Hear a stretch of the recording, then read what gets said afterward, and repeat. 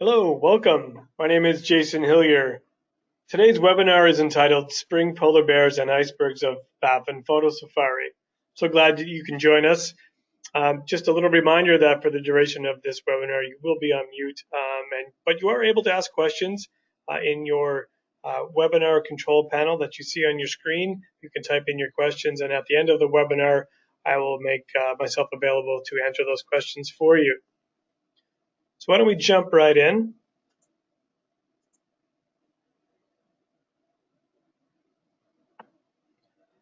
Let's talk a little bit about Arctic Kingdom. Arctic Kingdom is a global leader in land-based travel.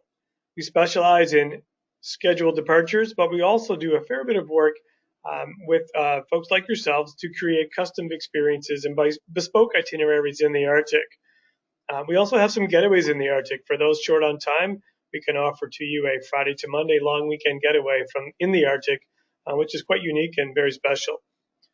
We've been working in the Arctic and traveling and leading expeditions and trips up here since 1999. So we just don't play in the Arctic. This is where we are headquartered. This is where we do all of our work. We don't like to tell people we don't travel to Galapagos or China or Machu Picchu. We specialize exclusively in the Arctic and predominantly within the Canadian Arctic. We're the pioneers of the original Arctic safari, and we have been leading trips up here to Baffin Island, Fox Basin area, over into Greenland for the better part of 20 years now. Unlike many other operators, we offer polar bear tours virtually year-round. And I think if you do some looking around, you'll see that there are certainly other tour operators in the Arctic. But unlike those, what Arctic Kingdom does that's different is operate from March right until November. And we run programs in multiple different locations based on the seasonality of animal migrations, based on ice conditions, and factors that will influence whether or not we go to a certain area at a particular time.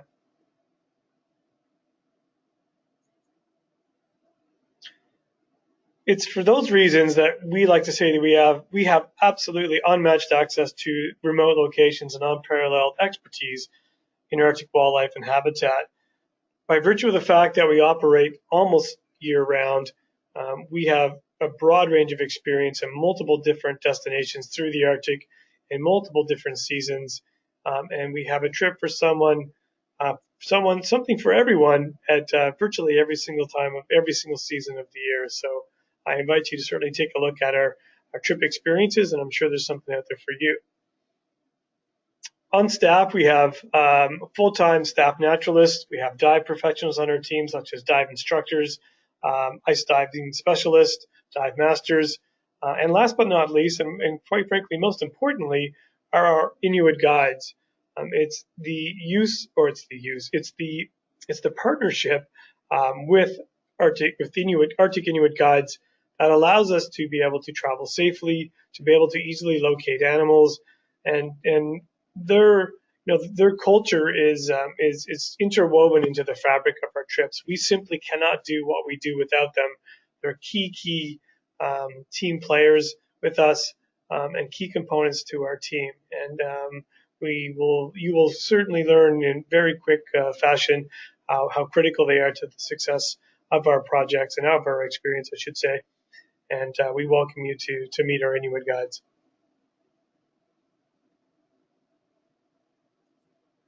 So, spring polar bears and icebergs of Baffin. Let's talk a little bit about this trip.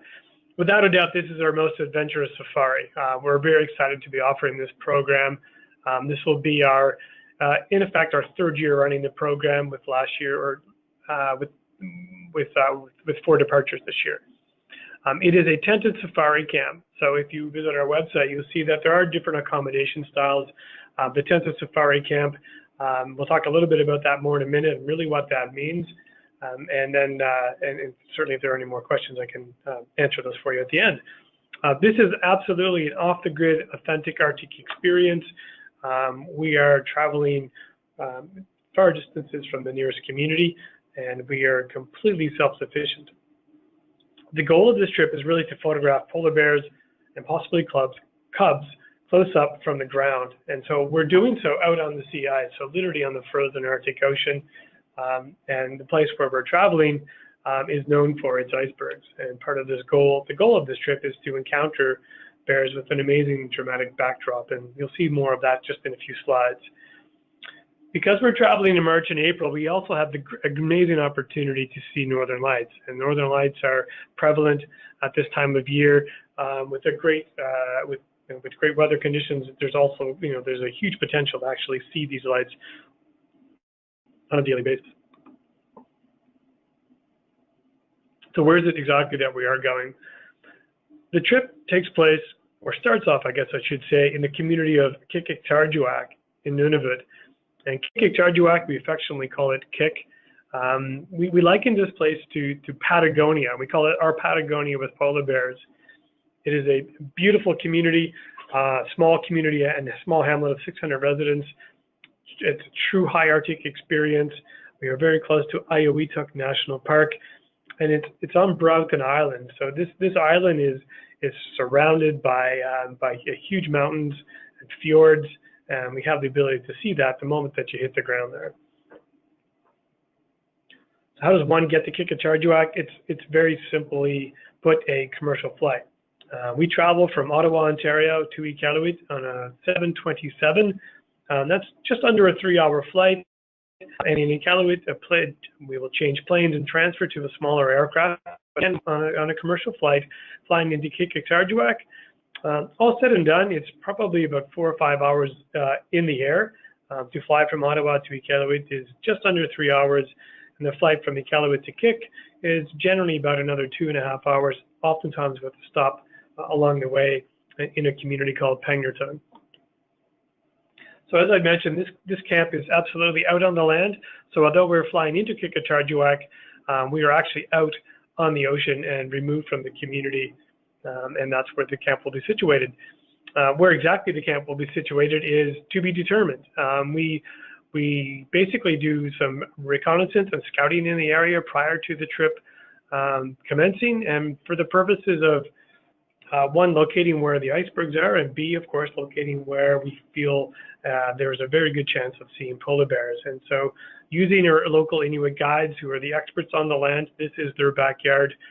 We consult with them, we consult with the community, and we situate ourselves in a camp out on the sea ice that hopefully we're going, where we're going to encounter the best of both worlds.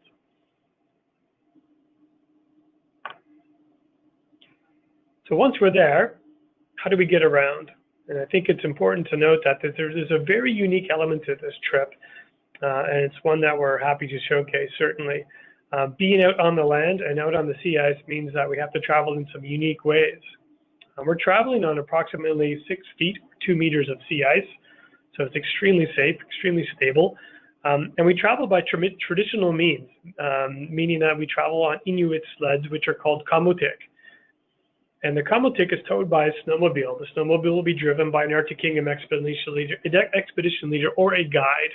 And they basically equate to, or that mode of transport is certainly a traditional means that Inuit have been using for the past 40 or 50 years, with the snowmobile replacing the traditional dog team. But this is the de facto way to get around at this time of year. These kamutiks, which are the sleds, have what's called an igloo tuck. And that igloo tuck, as you see in this picture, is what sits on top of the sled. It's a comfortable little caboose-like structure that has suspension seats in the back where one can sit comfortably. We can tuck in out of the elements behind the windscreen with lots of gear, or ample storage space to be able to store our gear up front. These are ones that we've specially made to accommodate our clients on our spring and our winter and spring trips. So over the years, we've perfected these kamutiks to make them as comfortable and practical as we can. Let's talk a little bit about the accommodation style. I'm sure some of you have some questions about that. As I mentioned, this is our tented safari camp on ice. The tents that you see here are what are called Arctic ovens. These are double-walled insulated tents, and they're nothing like the backpacking tents that you may be familiar with. Each tent is a double occupancy tent. It is heated. We do have a common dining room and a lounge tent with shared washroom facilities, and we provide the sleeping equipment, i.e. the sleeping bags and the cots, the pillows, the table, the lights, everything that one would expect to find in a safari camp tent is what we provide. So the client certainly doesn't have to worry about bringing the proper sleep gear. These tents are quite spacious. They are actually 100 square feet. They're a 10 by 10 foot tent. That's about 9.3, 9.4 square meters. And they're roughly 6 feet 9 inches in height. So that's, again, a little bit more than 2 meters in height, which gives us gives us the ability certainly to stand up, walk into the tent with more room than one would normally or typically expect to find in a tent. So they are very spacious, very comfortable. They are made by a company in North America specific for the Arctic and this type of climate and environment. And we've been using them for years with a great degree of success.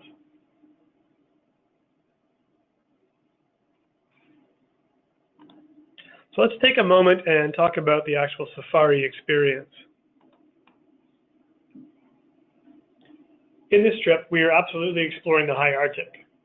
We are in a very remote location that will be determined in the new year based on the criteria that I just described to you. And we're traveling by snowmobile and Comatic on our daily journeys. So there's absolutely an element of adventure and certainly a sense of having just an amazing epic journey on every single day drive or game drive that we do. We are guided by local Inuit. And so by local Inuit, I mean the residents of the community of Kekacharjuak. This is their backyard. They know the land and where the animals are better than anyone could ever imagine. So it's their expertise to guide us safely through the land that we rely on. The photography opportunities on this trip, hopefully it goes without saying, it's the opportunity to focus on polar bears and cubs, so whether that's yearlings or solo males that are patrolling the sea ice. We have an amazing opportunity in a very remote location that very few seldomly ever get to visit to photograph these bears as they're out on the sea ice hunting and patrolling for seals. Will there be good food? Absolutely. So we pride ourselves on the level of comfort that we provide in the camp and to the amenities, to the degree that we provide gourmet meals as well. So our executive chef team that we've been using for years perfected the art of cooking in these remote locations, bringing in great southern ingredients and using and incorporating local food wherever possible as well. So there will be hot lunches 3 times a day, plenty of snacks and hot beverages as well. Our foods will be comfort, hearty meals at the end of the day back at the camp. But certainly while we're out doing our game drives, there will be hot lunches served and available to our clients on a preset, as we agree based on how the day sort of moves us along. We have the ability to see northern lights at night. And so without a doubt, this is another amazing opportunity to photograph northern lights in this remote, pristine location. There's power in the camp, of course. So not only do you get to charge your batteries during the evening and early morning hours, but we recharge our batteries literally and figuratively by settling back into our heated tents at night and waiting for the dazzling northern lights to do their dance. So without a doubt, the safari is going to be cold. In March and April in the Arctic, temperatures can be extreme and weather events can be possible. It is critical that one has the proper gear to participate on this trip to be safe and to be comfortable. We do have a polar clothing rental package that is available, and we strongly recommend that the clients who are joining us on this trip have comparable gear, and if they don't, certainly they're more than able to rent from us.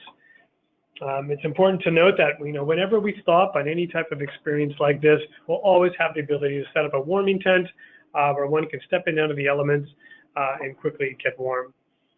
And it goes without saying that there will be lots of hot chocolate, lots of coffee and tea that can be served to make sure that everyone is warm and having a great time.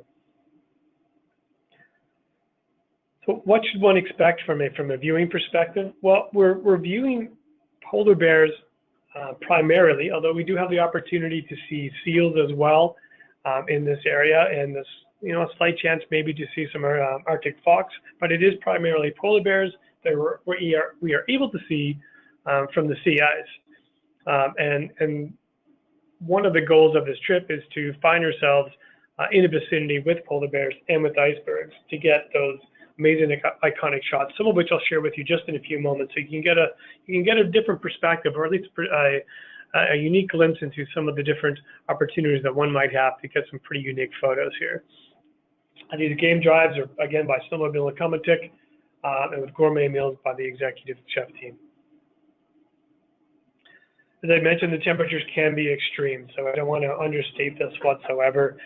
Temperatures will range from minus 40 degrees Celsius to minus 20 degrees Celsius. So in Fahrenheit, that's minus 40 to minus 4. We've got ranging in daylight hours, and you can see there's a significant range of daylight hours here.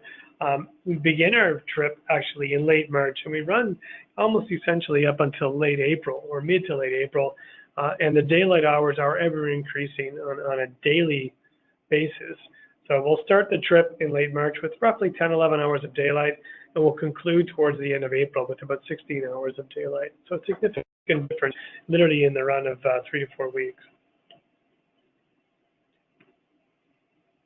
So I'd mentioned some of those iconic shots that one can have on this trip. The next few slides are going to take us through some images from expedition leaders and from some of our clients. So hopefully in these pictures I can showcase for you the essence of what this trip is. It's really about capturing bears in some very unique environments in very seldom seen shots, i.e. bears on icebergs. And this trip really affords a great opportunity to get that experience.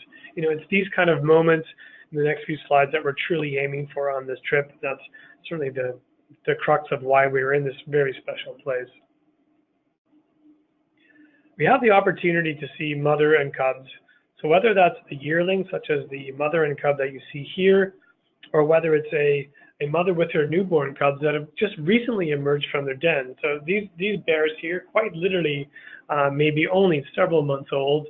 If this picture is taken in March and April, these bears may have been born only in January or late December, or maybe even later than that. There's a little bit of a range there, but usually generally in around the late December, January timeframe is when cubs are being born, and they're just venturing out of their dens on land and in the mountainous area of Kikachar-Duak and coming down onto the sea ice to basically hunt seals. And as you can see from this picture here, this lucky mother has been able to find some food.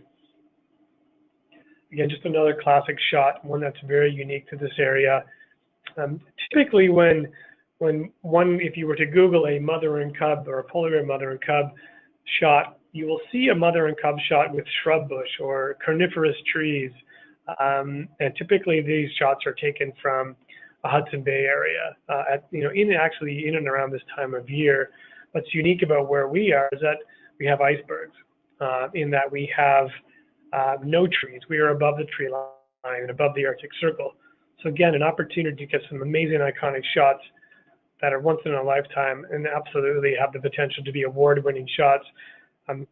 Several photographs from trips that we've run in the past 2 years to this location have actually been award-winning photographs.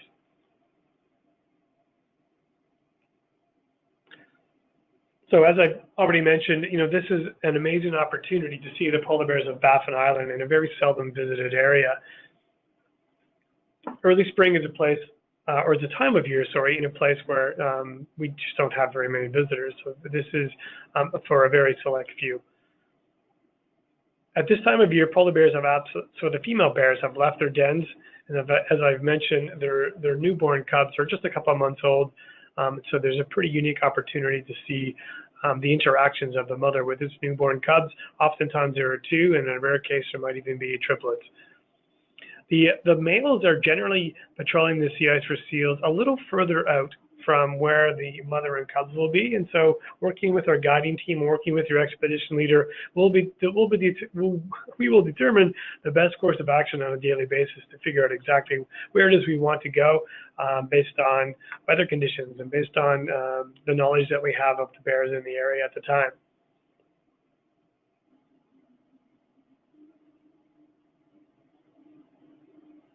These daily excursions, these game drives, will give unprecedented access to folks to get that yearling mother with her cub, the mother with her yearling cub, or the newborn cub. And again, the proximity to the icebergs is kind of sort of the linchpin to all this that makes it really unique. I mentioned we are above the tree line, and I think that's really something that we don't want to lose sight of. We are absolutely above the Arctic Circle, above the tree line. That in itself is a unique feature of this trip. Without a doubt, this is a photographer's dream. We have amazing scenery and backdrops, mountains, fjords, and then with an opportunity to see some northern lights at night. This trip can lend itself to just an amazing memory maker and an amazing opportunity to get those once-in-a-lifetime shots. The northern lights in this region are, we have an ability to see them every single night. We have, with clear skies, there is zero light pollution. We are so far removed from the community that just will not be an issue. So without a doubt, we're going to get some spectacular viewings. So how does one book this trip? Quite simply, speaking to your travel advisor or contacting us directly at the contact information that you see here, we'll be able to speak to the availability we have for the remainder of the year and how the 2019 season is looking as well. So we're very excited to be offering this program, and we look forward to hearing from you in regards to availability and general interest in this program. Thank you so much for your time. I really do appreciate it. And without further ado, I'm just going to jump in and see if there's a few questions that I may be able to answer for folks. So I have one question who actually asks us about the actual number of icebergs in the area and where our camp would be located. So the number of icebergs in the year is going to range. Every year is going to be different, and we have and our goal is to visit the area prior to the trip, certainly running to A, location, scout, and to B, determine where the biggest concentration or density of icebergs is, so that we can provide the optimal experience for our clients. And they may very well be south of Qikiqtarjuaq or maybe north of Qikiqtarjuaq. We just don't exactly know when we truly get there. Just a few more questions, so just bear with me 1 second, folks. Thank you. So I've been asked, how are the tents heated? So we use a combination of diesel heating and propane heating, with propane being the primary source. And that's sufficient for and pertinent to the area. Propane is a clean burning fuel that ultimately allows us to be comfortable in our warming tents and in our sleep tents as well. I've been asked, how do we keep our guests safe? So our expedition leaders and our Inuit guides are all trained to deal with polar bears.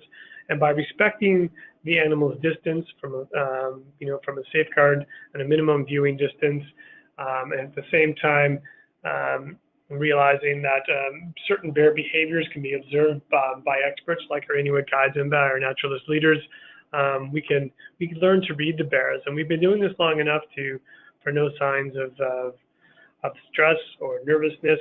And we like to say that bears are like dogs. They all have personalities. So very quickly you can see how a bear may be comfortable with us or maybe nervous or agitated. And by respecting and maintaining a safe distance between the bears and the photographers, we can keep the guests and the bears safe. A question about the length of trip. So the trip is a 9-day trip. And day one is basically traveling to Qikiqtarjuaq. And the last day is traveling from Qikiqtarjuaq back to Ottawa, which are effectively full days of travel, with 2 hotel nights on day 1 and day 8 of the trip. So we have the opportunity to not only get oriented within the community, we do a Parks Canada briefing, we have a nice dinner together, and we talk about what the trip's going in the next few days will entail, and then we run into the safari camp to spend those nights in the camp to come back on the very last day to once again enter the community, have a night in a hotel, and then travel back home the following morning. But it is a 9-day trip, so 9 days, 8 nights.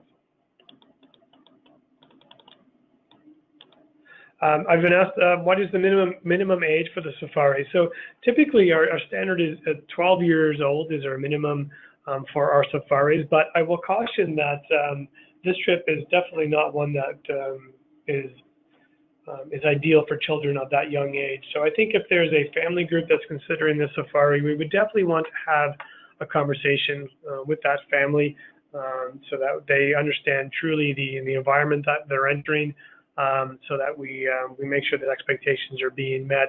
I would say personally that 12 is too young for this trip, and I would like to see an older teenager basically being sort of the minimum age, but we haven't set anything. We haven't set an official sort of minimum age on this trip, but 12 is our officially stated minimum age. It really, I think, is a conversation we would have to have with you or the travel advisor to really explain the nature of the trip. So I've been asked about the photography lens. What's the ideal photography lens, whether it's a 300, 400 or more? It's going to vary on the person, certainly. A 400 millimeter lens, I think, is the ideal lens for this. We have clients that do it with 600 millimeters and 300 millimeters. A 400 millimeter lens with a teleconverter, I think would be sort of the ideal standard. But could you get away with a 300 millimeter lens? Yeah, absolutely. But 400 with a teleconverter or 400 without a teleconverter, I think would be where I would be comfortable on this trip. And I think that opportunity would give anyone, that lens will give anyone the right opportunity to get a great shot. So talking about recharging batteries, once we get back to camp, generators are running. So generators will run in the morning and all throughout the day. In the event that a battery needs to be charged during the day, we do have the opportunity to charge batteries throughout the day as well. And that's a discussion we can have with the individual about charging needs. But we do have generators that are providing electricity on demand and at certain hours when we know we will be running generators. But generally in the evening time, when it's lights out at the end of the day, we do silence the generators and fire them up in the morning. So just another question again about the photographer lenses size. Again, it's going to range anywhere from 300 up to a 600, but I think a 400 is definitely sufficient for this trip and for typically the distance that we would encounter the bears within. So those are the questions that I have. By all means, please, if you have any more questions, don't hesitate to email us. We'll certainly get back to you in very short order. I'd like to thank you so much again for your time. I hope that you enjoyed the presentation. Hopefully you have a lot more questions and I've piqued some interest in this amazing program, and we look forward to hearing from you very soon and hopefully seeing you up north on this epic safari. Take care and thanks so much.